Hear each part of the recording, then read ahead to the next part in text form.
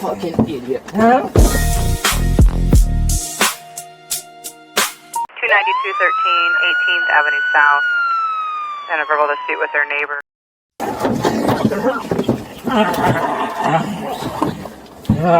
Fucking idiot.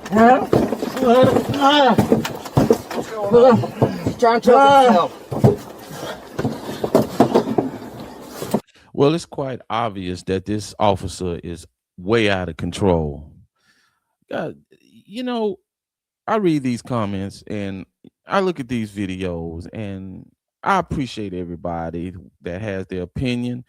But a lot of time we get this notion that, hey, if you just comply with the police officer, everything is going to work out. You can go about your business and you can have a great day. But listen, I'm not going to sit up here and tell you don't comply. I'm not going to tell you at all not to comply with an officer. I've been a police officer, and I've had people resist plenty of times. I've had to restrain people, handcuff people plenty of times, and I had to fight with them plenty of times.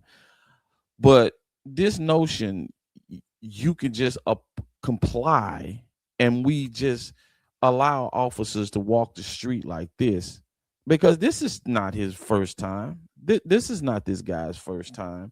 There's been signs. I can guarantee you that other officers have seen, and their superiors have seen, that this officer is probably out of control, but they allow this to go on. They allow this, and eventually this is what it boils down to. This officer is basically going haywire on a guy that's handcuffed, seat belted in. Out. You all right?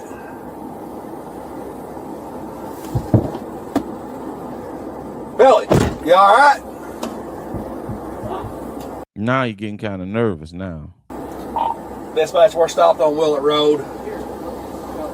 Let's go, yeah.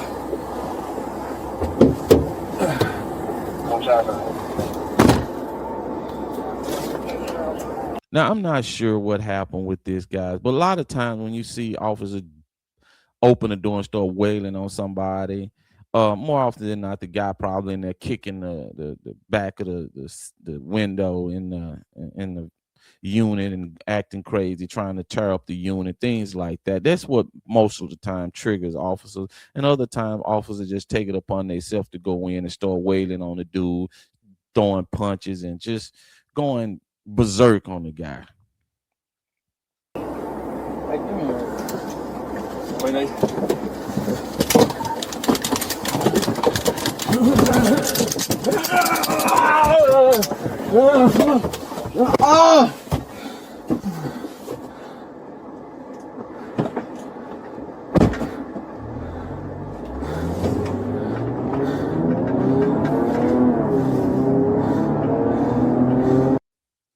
Yeah. You know, it's just too many incidents where we have officers behaving like this. It's way too many. And guys, I want you to think about this. What if you get pulled over? Okay. And an officer can escalate any kind of situation if they want to.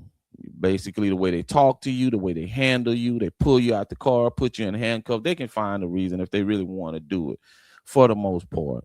Sometimes, every now and then, it's just nothing there. But most of the time, most officers can escalate a situation or manipulate the law to make it seems like there's a situation when it's really not. You know, they use technicalities. I've been there. I've been around officers that do that. That never was my thing. And the reason why it's not my thing, guys, I don't get motivated by mistreating people. I never got motivated by wanting to have this adrenaline rush. It just doesn't. I mean, I grew up fighting and going on, doing all kind of different things like that. So that don't motivate me. It doesn't motivate me. It never did, to want to feel like I'm superior or in control or want to be respected, because I got respect growing up. I got respect for most people. Some people were disrespectful, but I got respect. I handle my business outside of uniform before I put the uniform on. So all that stuff, it doesn't do nothing for me, but it does a lot for officers and a lot of different officers for many different reasons. So they like this kind of stuff for some reason, being aggressive with people, just mistreating people, doing any kind of thing they want to do. But that's the very reason why a lot of these officers that you see that's misbehaving, beating up on people, saying any kind of thing, throwing them on the ground. A lot of these officers, they get nervous once another officer pulls them over when they're out of uniform.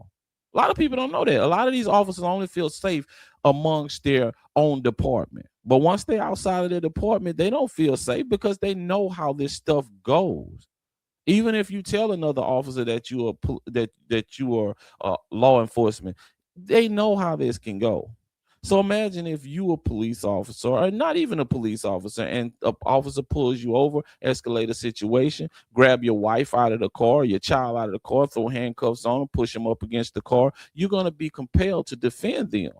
If you any kind of man, you're going to be compelled to defend them, especially if you know that you have rights and that officer is wrong. I'm not saying that you're going to attack the officer or resist, but you're going to want to try. And if you're a man and you got a wife, I don't know how you're going to be able to go home if an officer snatch your wife out of the car for no reason or on some BS technicality, throw handcuffs on and slam her against the concrete just because.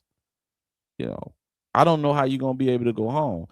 So a lot of this, well, you just got to comply. You just got to comply. No, what we have to do as regular civilians is hold these police officers accountable, because I'm a big believer, and I've always said this: police officers should be paid way more, way more, well over the 100, maybe 150, $200,000 range for a salary, because they hold too much power.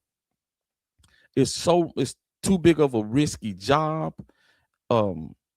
And that way we can hold police officers to a higher standard, because we at a super low standard for police officers nowadays. It's just the standards are way too low. And we allowed a lot of these situations, like what you've seen in the video, to go on with officers way too long before it get captured on video, and then we do something. How about we be progressive and do something about this officer before it gets to this point, because it's very unnecessary. You have the guy handcuffed. Now, it looked like they had him seatbelted in, but he came out of the seatbelt, probably kicking and screaming, trying to tear up the unit. Well, it don't matter, man. You don't pay for the unit. If they break the unit, it ain't coming out of your pocket. What do you do about a situation like this? You add another charge on them. Destruction of property. Just add another charge on them. That's what they put that in the law book for. That's what the statutes are for.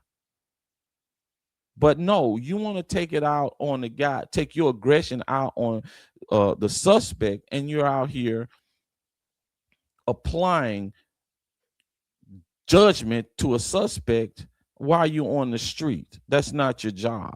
Your job is to make arrests based on violations of the law or other options. That's what you're out here to do. You're not out here to judge the people on the street and hand down punishment. That's not your job. And a lot of these officers think that that's what they're out here to do. And they're basically, because a lot of these people, I'll be honest with you, a lot of these comments, a lot of people that's on social media that's making some of the most ridiculous, outlandish opinions. Well, these are some of the guys that's going to be on you, and young ladies that's going to be out here patrolling these streets, and they have no good intentions towards anybody. And it's a shame. It's a shame that we can't trust